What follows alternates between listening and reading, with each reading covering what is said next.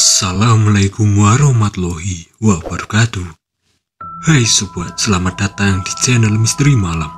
Malam ini saya akan membawakan kisah 6 mahasiswa KKN di salah satu desa terpencil dan tinggal di rumah tua di depan kuburan. Bayangkan kamu di situasi ini melihat di luar berjalan perlahan melewati jendela ada sosok manusia tanpa kepala. Sosok itu berjalan dengan gerakan kaku sementara di tangannya dia membawa kepalanya sendiri. Namun, hal yang paling mengerikan terjadi ketika kepala yang dibawa sosok itu perlahan berputar menghadap ke arah kami. Matanya yang kosong menatap tajam dan perlahan sebuah senyuman mengerikan tersungging di wajahnya yang pucat. Apa yang sebenarnya terjadi dan bagaimana bisa? Jangan sampai ketinggalan cerita ini karena yang akan aku bagikan bakal bikin bulu kuduk kalian berdiri. Tonton sampai habis, jangan di skip video ini. Dan jangan lupa like, komen, dan subscribe. Nyalin juga lonceng notifikasinya agar tidak ketinggalan cerita-cerita yang lebih menarik berikutnya. Terima kasih. Sudah 2 minggu berlalu sejak kami mulai KKN di desa ini.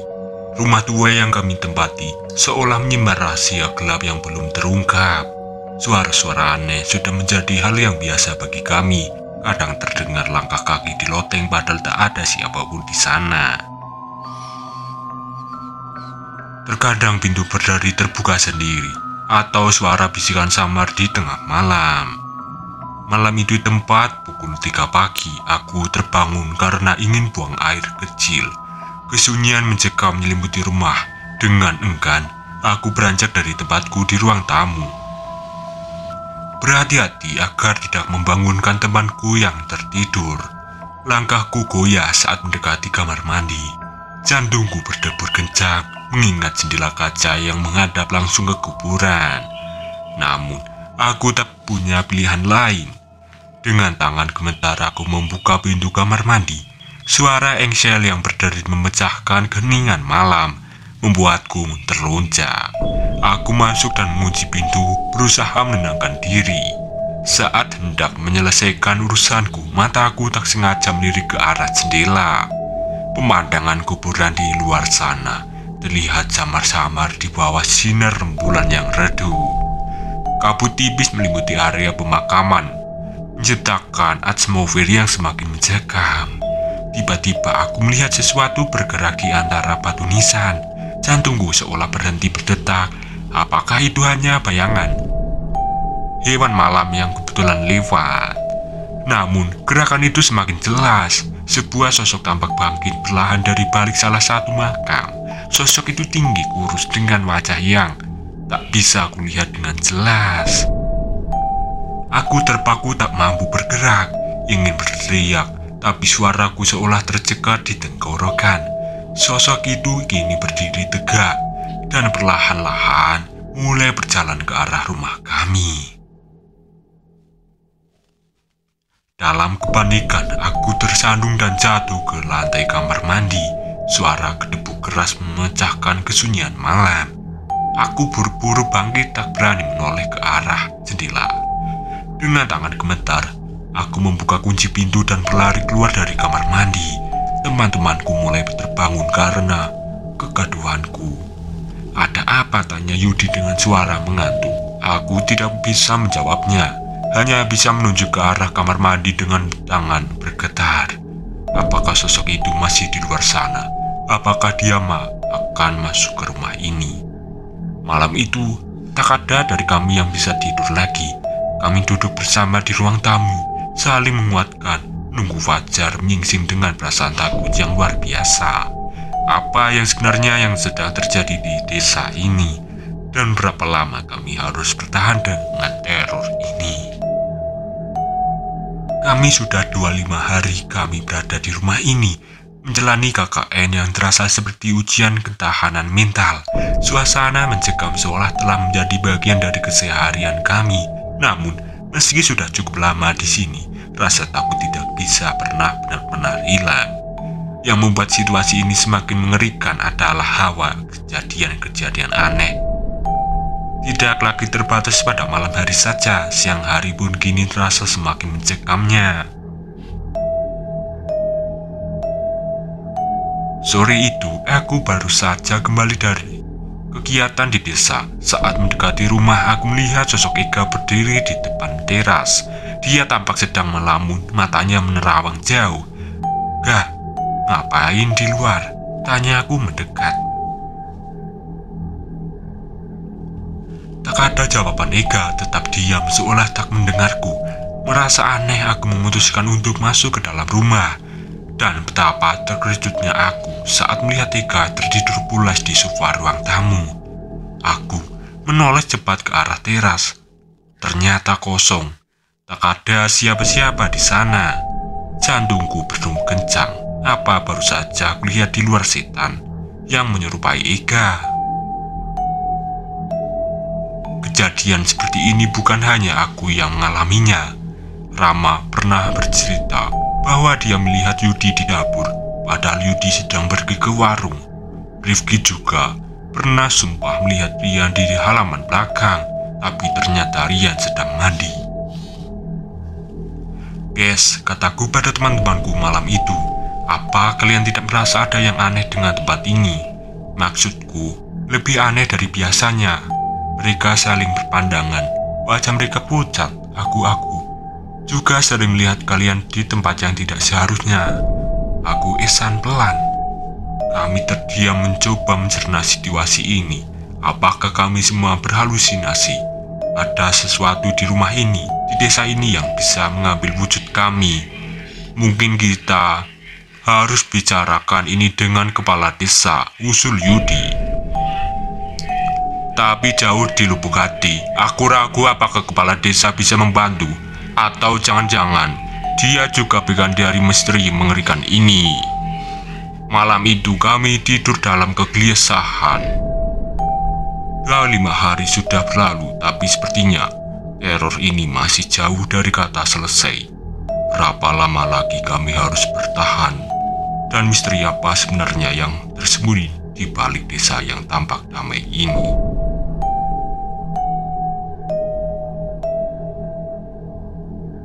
Pagi itu sekitar pukul 6.30, kami memutuskan untuk memasak bersama. Meskipun suasana mencekam masih terasa, kami berusaha untuk menjalani aktivitas normal. Namun, rumah tua yang kami tempati terletak di pojok desa, jauh dari rumah-rumah lainnya, membuat suasana di sekitar kami selalu tersepi dan sedikit menegangkan. Setelah belanja bahan-bahan, kami kembali ke rumah dan mulai membagi tugas. Menu hari ini adalah ayam geprek dan sayur asem. Pilihan yang cukup berani mengingat kondisi dapur yang selalu terasa tidak nyaman. Aku yang memotong ayamnya. Tawa Rama mengambil pisau dari laci dapur. "Oke, aku sama Rifki yang mengulek bumbu deh," sahut Ega. Yudi dan Rian mengambil bagian untuk menyiapkan sayuran, sementara aku ditugaskan untuk menyalakan kompor dan menyiapkan peralatan masak. Suasana dapur mulai ramai dengan suara pisau memotong, ulekan menumbuk bumbu, dan percakapan ringan di antara kami. Untuk sesaat, kami bisa melupakan kengerian yang selama ini kami alami. Namun, ketika aku hendak menyalakan kompor, aku merasakan hawa dingin yang tiba-tiba menyapu tengkuku. Aku menoleh ke arah jendela dapur yang menghadap ke kuburan. Kabut tipis masih menyelimuti area pemakaman, menciptakan pemandangan yang membuat bulu kuduk kami berdiri. "Guys," panggilku pelan, "apa kalian tidak merasa ada yang aneh?" Teman-temanku berhenti sejenak dari aktivitas mereka, memandang ke arahku dengan tatapan bingung. "Aneh gimana?" Masih dengan tangan memegang ulekan, aku hendak menjawab ketika tiba-tiba terdengar suara ketukan pelan dari arah jendela dapur. Kami semua membeku di tempat. Suara itu terdengar lagi. Kali ini lebih jelas, perlahan kami semua menoleh ke arah jendela. Kabut di luar sana semakin tebal, tapi aku bisa melihat samar-samar sebuah tangan pucat yang mengetuk kaca jendela dari luar. "Ya Tuhan," jerit Ega menjatuhkan ulekan yang dipegangnya. Rama refleks mengajukan pisau yang dipegangnya ke arah jendela. "Siapa di sana?" teriaknya dengan suara bergetar. Tak ada jawaban, hanya suara ketukan yang semakin keras dan cepat. Kita harus keluar dari sini, seru Yudi panik. Namun, sebelum kami sempat bergerak, tiba-tiba ketakutan itu berhenti. Keheningan yang mencekam menyelimuti dapur.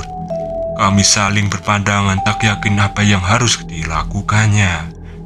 Perlahan-lahan, aku memberanikan diri untuk mendekati jendela. Dengan tangan gemetar aku menyibakkan tirai tipis yang menutupinya. Tak ada apa-apa di luar sana, hanya kabut tebal dan pemandangan kuburan yang sepi. Tapi entah mengapa aku merasa ada sepasang mata yang mengawasi kami dari kejauhan. Apa yang sebenarnya terjadi di desa ini, tanya Rifki lirih. Tak ada dari kami yang bisa menjawabnya.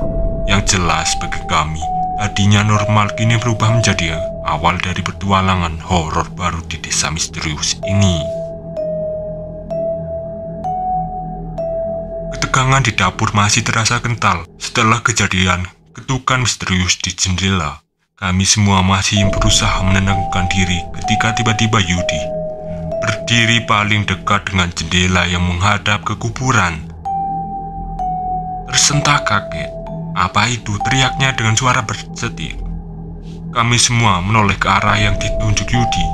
Pemandangan yang kami lihat membuat darah kami seolah membeku. Di luar sana berjalan perlahan melewati jendela ada sosok manusia tanpa kepala.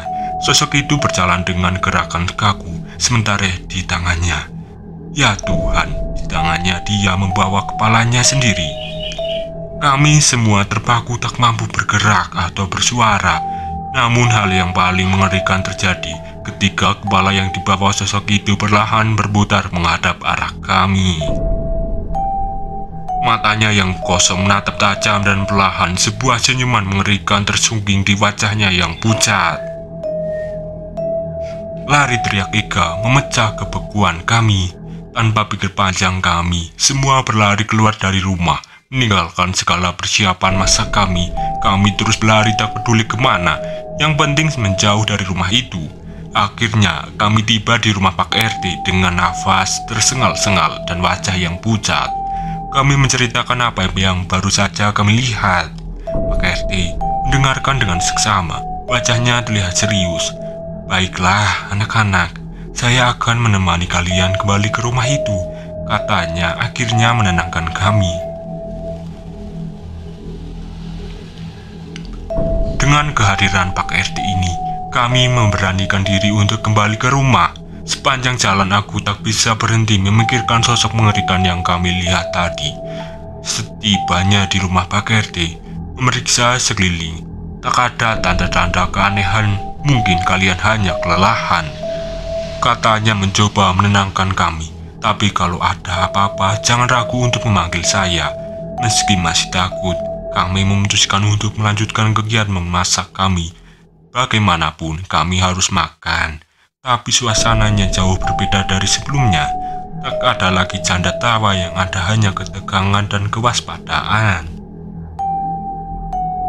Sambil memotong sayuran, aku tak bisa menahan diri untuk terus melirik ke arah jendela. Apakah sosok itu akan muncul lagi? Apa yang sebenarnya yang sedang terjadi di desa ini? Satu hal yang pasti, KKN kami telah berubah menjadi pengalaman horor yang tak terlupakan. Dan entah apa lagi yang menanti kami dari hari mendatang.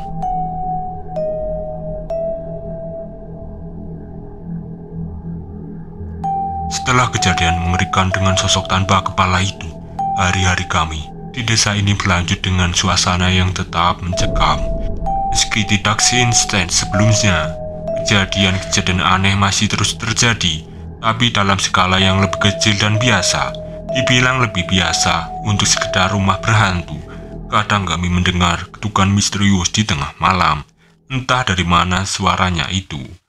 Aneh juga masih sering terdengar bisikan samar, langkah kaki di loteng atau tangisan lirih yang menghilang secepat munculnya. Yang paling sering terjadi adalah keran air yang tiba-tiba hidup sendiri, seolah ada yang menggunakannya. Meski demikian, entah bagaimana kami mulai terbiasa dengan semua keanehan ini. Mungkin karena kami tahu waktu KKN kami akan segera berakhir. atau mungkin karena sudah terlalu lelah untuk terus meneruskan ketakutan. Akhirnya hari terakhir KKN pun tiba. Kami bergemas dengan perasaan campur aduk, lega karena meninggalkan tempat ini, tapi juga was-was khawatir akan kejadian perpisahan yang mengerikan. Saat kami berdiri di depan rumah tua itu untuk terakhir kalinya, aku tak bisa menahan diri untuk menoleh ke arah kuburan. Untuk sesaat aku bisa melihat sosok-sosok samar di antara nisan-nisan itu, seolah mengucapkan selamat tinggal. Aku menggelengkan kepala. Mungkin itu. Ayo kita berangkat saja, ajak Yudi membuyarkan lamunanku. Kami menaiki motor kami masing-masing, bersiap untuk berjalan pulang. Saat meninggalkan desa, aku merasakan beban berat seolah terangkat dari pundakku. Namun jauh di lubuk hati, aku tahu pengalaman di desa ini akan membekas selamanya. Di perjalanan pulang kami lebih banyak diam masing-masing tenggelam dalam pikiran sendiri. Apa yang sebenarnya terjadi di desa itu? Apakah semua kejadian itu nyata atau hanya halusinasi kami? Dan hanya lebih penting, apakah kami benar-benar sudah terbebas dari apapun yang ada di sana? Saat kota kami mulai terlihat dari kejauhan, aku menghela nafas lega. KKN horor ini akhirnya benar-benar berakhir. Tapi entah mengapa aku punya firasat bahwa ini bukan akhir yang sesungguhnya. Mungkin suatu hari nanti, misteri desa itu akan memanggil kami kembali. Cerita tamat, jangan lupa untuk like, komen, dan subscribe. Nyalain juga lonceng notifikasinya agar tidak ketinggalan cerita-cerita yang lebih menarik berikutnya.